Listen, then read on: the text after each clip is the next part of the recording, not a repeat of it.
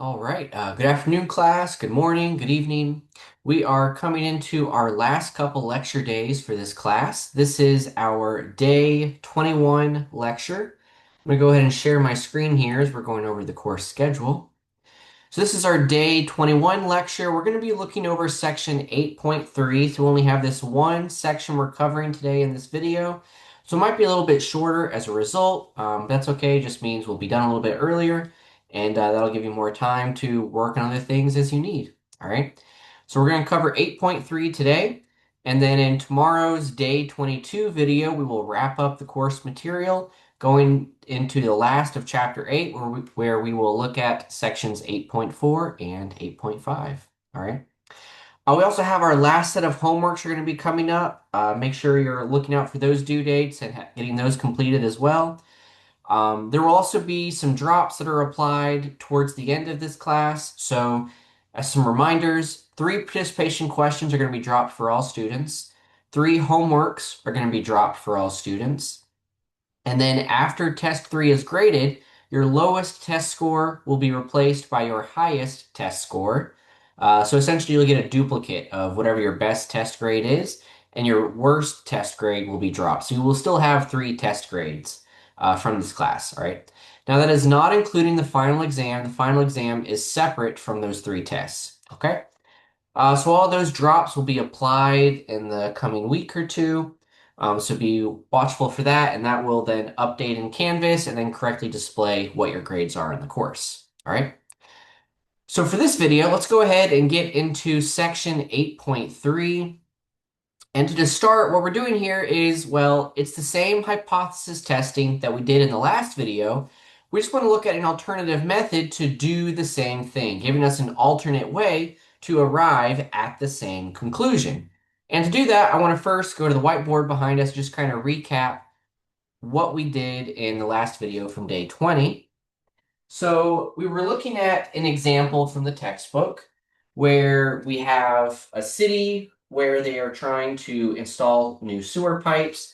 They need to make sure that whatever company they hire for the job, that the average strength of their pipes are strong enough to meet their safety standards in the city. Okay. So at first, initially, they assumed that the average for these sewer pipes was only 2,400, right? Because they specifically need the sewer pipes to be stronger than 2,400 pounds per foot. And so at first they assumed that it does not meet the standard. At first they assume it is not greater than 2,400. The alternative hypothesis, that is, if evidence can support it, the alternative is that, well, their average actually is bigger than 2,400, in which case that's great. We want to hire a company where their average sewer pipes are stronger, in which case then we can give them the job and the evidence supports us trusting them to do the job. Okay. Now, in order to do this, then we have our initial assumption where the average at first is assumed to be 2,400.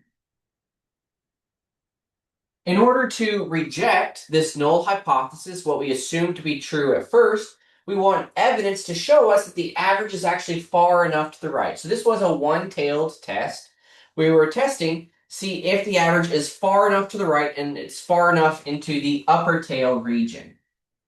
So we had this upper tail region,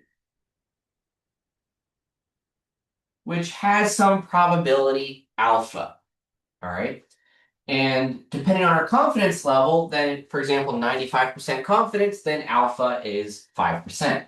So with 95% confidence, we have alpha is 0.05. And we're just looking to see, well, from my sample data, is the average for my sample data far enough to the right here that we then think that it is unlikely for that to happen, in which case we will reject our initial assumption and go with the alternative hypothesis. Okay, this is what we did in the last video. Now, in order to do this, we needed to know a z-score, a z-alpha, to create a rejection region. And with 95% confidence with an upper tail test, our z-alpha was 1.645. We then found a z-score from our sample data. So our sample average came out to be, and let me pull this up from the textbook. This was in section 8.1. Our sample average came out to be, I think it was 2460. Yeah, 2460 with a sample size, or sorry, a standard deviation of 200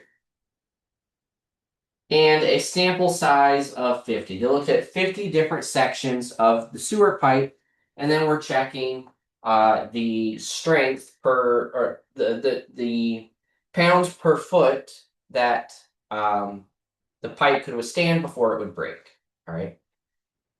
From the sample data, we create a test statistic, a z-score, to see, well, based off of this data, based on my sample information, what z is that? How far away is it from my assumption? If it's far enough, let me move this up just a little bit. If the test statistic z is far enough to the right, then that gives us evidence to suggest, okay, the initial assumption was wrong, therefore we reject the null and accept the alternative hypothesis, right? Now for our z-score here, we had 2460 minus the assumed 2400 divided by the standard deviation of 200 divided by the square root of the sample size. And we found a z here of, I think it was 2.12. Let me double check that. Just going over the notes from the last lecture. Yeah, it was 2.12. And so because this z was further to the right than our z alpha, it's passed and it lands into the rejection region, where we have this 2.12. My z alpha was 1.645. So it's far enough to the right to say, okay, it's unlikely for the it's unlikely for the average to be that far away if the average is actually 2400. In which case, reject the null hypothesis and we accept the alternative. And so we rejected the null hypothesis, okay?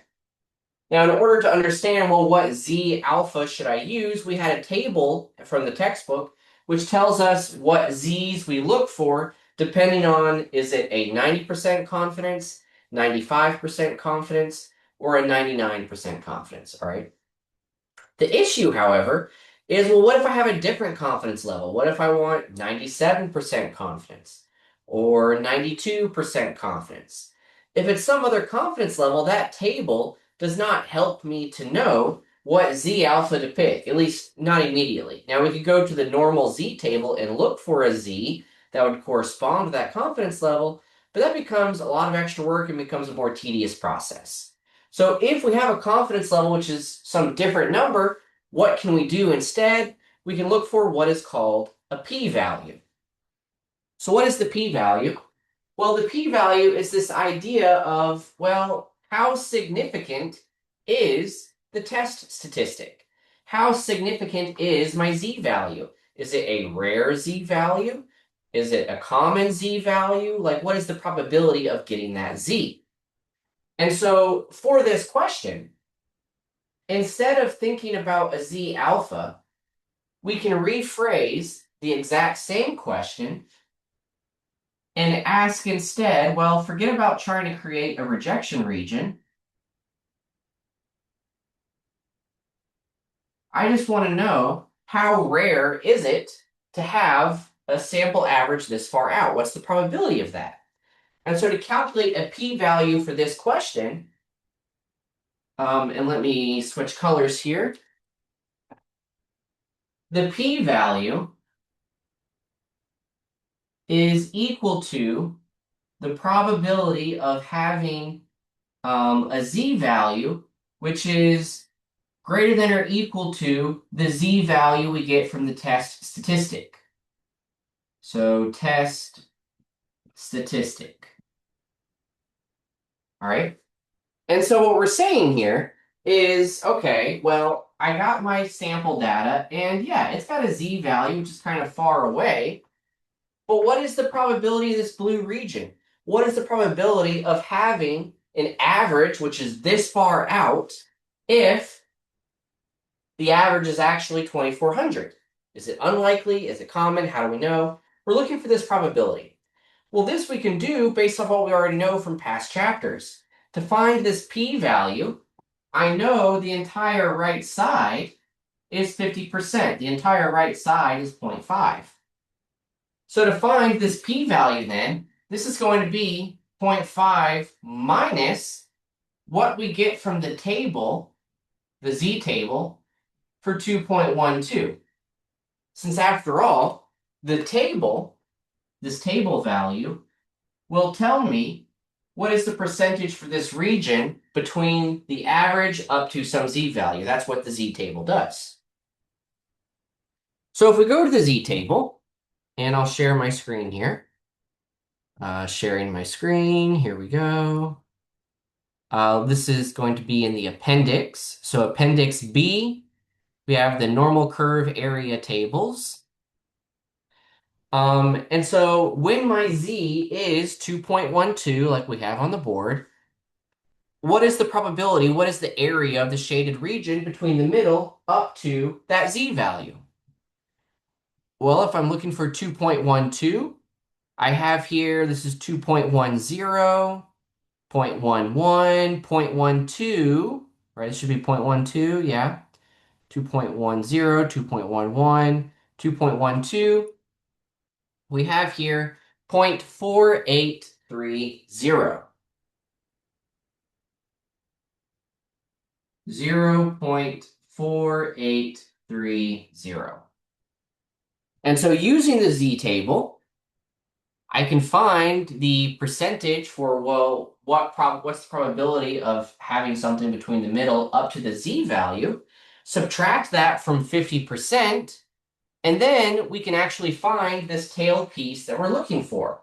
So 0.5 minus 0.4830 will get here then a p-value of, let's see, if we subtract, that should be 0.017, right? If I did that correctly. So that's about 1.7%. That's almost 2%. But now how do we make a final decision? For a p-value test, we say if the p-value is less than alpha, meaning the probability of what we're looking at is so unlikely. The alpha here is 5%. If my p-value is less than alpha, that means the probability of what we're looking at is so unlikely that we should probably reject the null hypothesis. So if the p-value is less than alpha,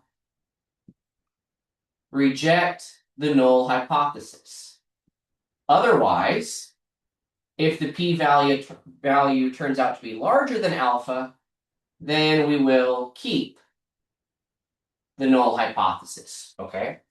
And so you see, with this alternative method, we get the exact same conclusion as what we did in the last video, but in some ways, this is also a little bit easier.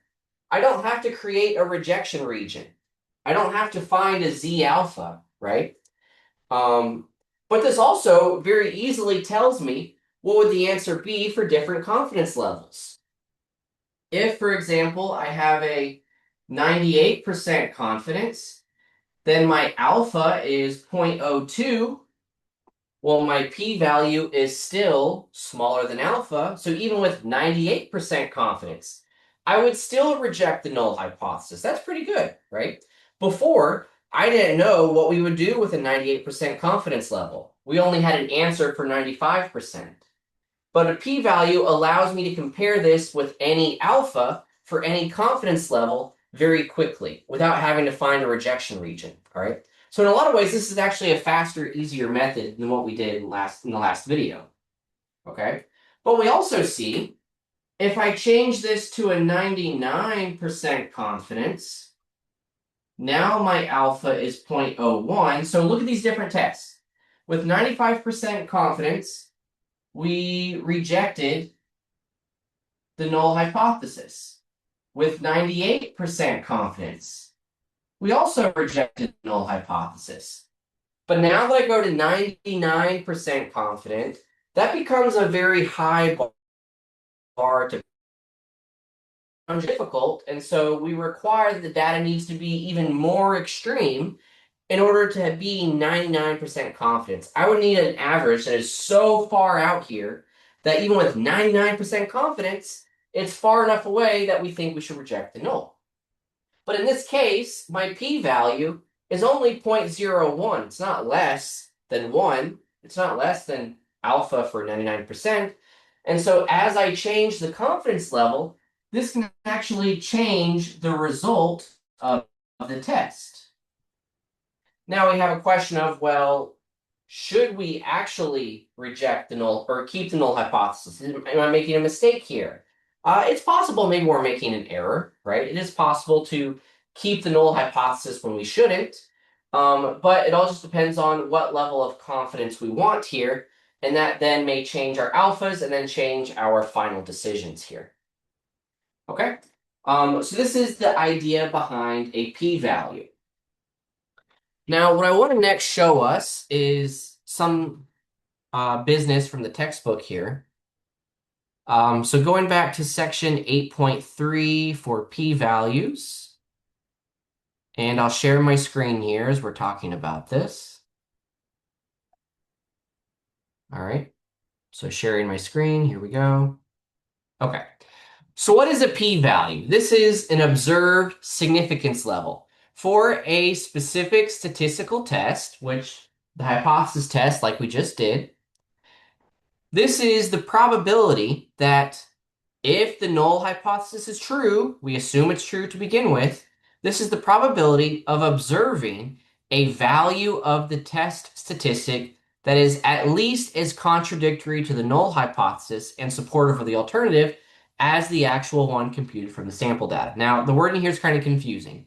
In other words, what this is saying is this is the probability of having sample data, like we did on the board, which is far away from the assumption, right? What is the probability of having sample data that far away if the null hypothesis is true? Okay. And they re-highlight this same test for what we just did on the board. The p-value was the probability that z is greater than 2.12. We subtract and we find 0.01. So the p-value in this picture, just as we drew on the board, is the probability of having a sample average that is at 2.12 or farther away. What is the probability of that tail? If that tail is smaller than alpha, then that means it's also in the rejection region that we would have had from last class. So we actually get the exact same answer, depending on whether you use a rejection region or if you use a p-value. They're doing the same thing. Both are checking to see if your sample data is extreme enough. If your p-value is small enough, then your z will land in the rejection region. All right. Now, what I also want to highlight here is that with p-values, we do have to be a little bit careful based on are we dealing with a one-tailed test or a two-tailed test? If it's a one-tailed test, then the p-value is just the area of that one tail, and then we're done. You don't have to think about it more than that, all right? But if it's a two-tailed test, well then, because we no longer care about just one side or the other, whether it's smaller or bigger than the assumed average, for a two-tailed test, we just care about if it's different, whether it's to the left or to the right. In which case, for a p-value test, we have two tails to consider. And so in order to calculate a p-value for a two-tailed test, not only are we finding the probability of the one tail, but we have to double it because half of the p-value is also for the left tail. Since the idea behind a p-value is what is the probability of having a z which is that extreme or more extreme, right? That could be more extreme in the positive or negative direction. For a two-tailed test, we don't care if it's to the positive or the negative side. We have two sides to think about at the same time. And so as a result, if it is a two-tailed test, then the p-value in that situation, we have to double what we find in order to actually account for both sides. Half of the p is on the lower tailed side, half of the p is on the upper tail side. And so whatever we find, like what we did on the board, if this was a two-tailed test, I would have to double the value I just got, that 0.017. I would have to double it so that it's accounting for both tails where I could have something that extreme in the negative direction. Okay? That's the only little caveat here for calculating p-values. Otherwise, it's exactly what we did on the board where we're just trying to find the area of that tail piece that we're talking about. All right? So we want to get some practice here. And we have these examples in the textbook. So I'm going to do this on the whiteboard behind me. This is example 8.4. So let me turn off the screen share as we go back to the whiteboard. And I'll erase what we have here.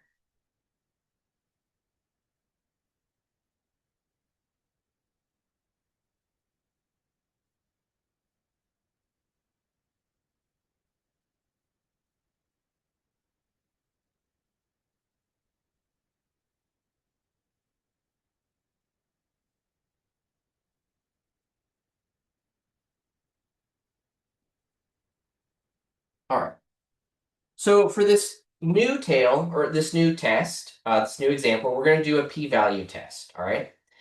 And we're told that the null hypothesis is that the average is 100. The alternative hypothesis is that the average is greater than 100. Okay? And so what else do we know? Well, we're given some test data. So sample data, whatever it is, we have a sample average with a sample size and a sample standard deviation. But the sample data gives us a z-score. They give us a z-score of 1.44. All right. So here with our picture, we have where we think the average is, or at least where we assume it is at first. We're assuming 100. But then the sample data I collected, well, my sample data gave me a z-score of 1.44. That's 1.44 standard deviations above the average. So with an average of 0, this is when z is 0. So recall positive z. This means we are going to the right. All right, so I'm looking at a z of 1.44. I'm trying to figure out, okay, well, what's the probability of this region? What's the area of this shaded region? Okay. Now, so with 95% confidence, what should we conclude? Well, if we're using a 95% confidence, that means our alpha is 5%, right? So alpha is 0.05. All that's left then is to find the p-value. What is the probability of this region? What is the area of this region? So we look for the p-value. The p-value is equal to the probability that I have a z, which is beyond 1.44. So now we go to the table, right? After all, the entire right side is 0.5, but then I want to minus what we get from the table. This is from the normal z table. All right. Because the z table tells me what is the probability of being between the middle up to some z value. It'll tell me this piece. And so if the entire right side is 0.5, minus the table will tell me this black piece that we're trying to find. Okay? When we go to the z table, I'll share my screen again. This is in the appendix. Um, Oops, I clicked the wrong appendix. Normal curve areas. All right. So here's our picture. We're trying to look for a z with 1.44. So let's see, 1.40, 0.41, 0.42, 0.43, 0.44. So I'm getting here, this should be 4251. Yeah, it looks like it's in the right column and it's in the right row, 1.44. Okay.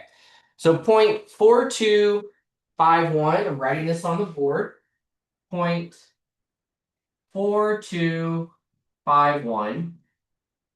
And so now we can go back to the board. I'll turn off the screen share. Zero point 0.5 minus 0.5 minus 0.4251. And we get an answer here of 0.0749. Okay. So this region here has a probability of 0.0749. So it's like 7.5%, right? Which tells us right away, well, it's not smaller than alpha. Is it unlikely? Well, yeah, 7% is unlikely. But for a 95% confidence test, I need this p-value to be less than alpha. I need this p-value to be small enough that it's beyond this 95% and it lands in this unlikely alpha region, in the 5% region. But this isn't far enough to the right to have a probability less than 5%. And so we would keep the null hypothesis as a final answer to this exercise. All right. But we can also see from this question, well, what if it were a different confidence level? For example, what if I were using a 90% confidence? Well, with 90% confidence, my alpha becomes 10%. And now my p-value would be less than the alpha, right? So again, changing the confidence level may change the answer. With 90% confidence, I would then reject the null hypothesis because this 7% is less than 10%, right? But there's then a 10% chance of being wrong. So with a lower confidence level, there's this greater probability for making the wrong decision, okay, or making a false decision.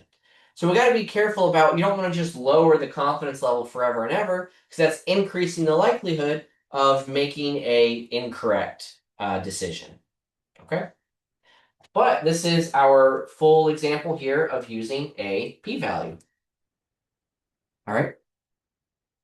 Last thing for today, we can look at our participation question.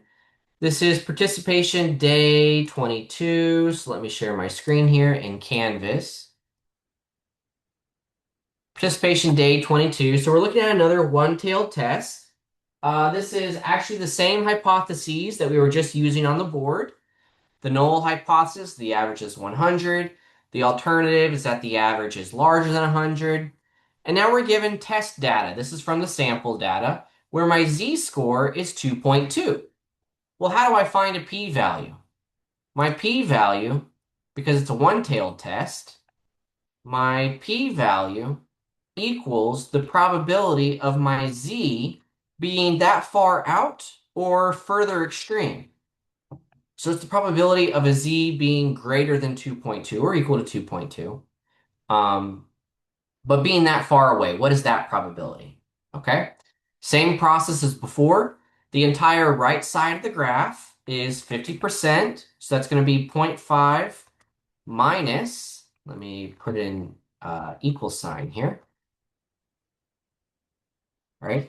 This is going to be 0.5 minus, and then what we get from the table. Okay. So we're looking at the table. I want to know, well, what is that region between a z of 0 up to 2.2? All right. We go back to the table. I'm going to have to go, let's see, on a different tab. So for a z-score of 2.2, let's see, 2.20, it doesn't give us a second decimal point. So we assume 2.20. 2.20, I have here 0.4861. 0.4861. Okay. So I should have here zero point 0.5 minus 0.4861. Okay. That's what we're subtracting. Oops. Let me just double check again. 0.4861. 2.20, 0.4861. Okay, yeah. All right, in which case, what is my p-value? So we put that into a calculator, we find, well, then my p-value, oops, my p-value equals, we go to a calculator, zero point 0.5 minus 0.4861.